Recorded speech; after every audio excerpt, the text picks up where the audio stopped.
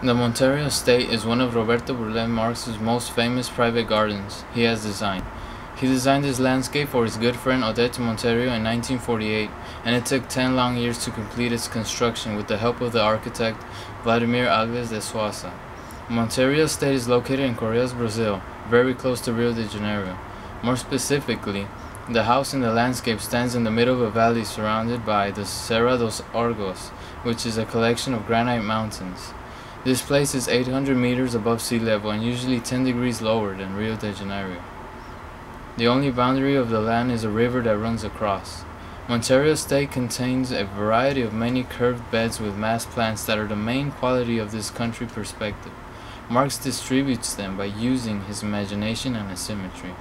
Whereas Italian gardens use symmetry, this landscape by Marx dictates the reverse and follows fashion without having a complete reason to do so.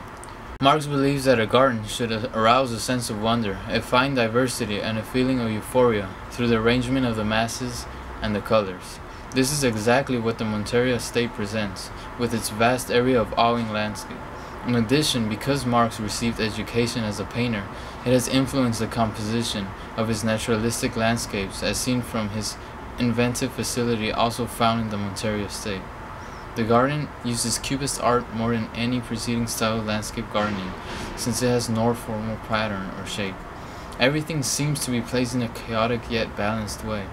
Masses of color and sculptural arrays of exotic plants radiate the inventiveness used to place these items in such a way that relates to the cubist art. Furthermore, the Monteiro estate is like Japanese landscape gardens that are reduced in scale, but deceptively purported to be full scale. This effect is achieved by the garden's location. Although the garden is large, the granite cliffs surrounding the garden are much greater in size and make the garden look smaller.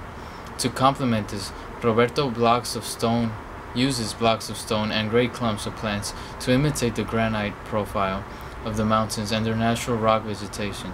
Additionally, the placement of the plants around the forest make it seem as if it approaches it with a strategic value. The Monteiro estate is representative of modernistic gardens, with its bright colors on the flowers and its curvilinear shapes. Modernistic gardens, according to Sandra Ross, turn attention away from the subject matter of common attention to the medium of craft. Of course, the Monteiro estate achieves this because one is more focused on how Marx developed this estate with such variety, so uniquely, rather than on what one simply. Moreover, the garden denies the traditional garden values such as beauty, variety, and originality.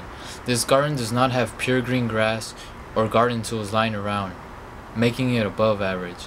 Monteiro estate is a very beautiful landscape that shows why it took so long to make, because the end result would be so great, vast, and artistic.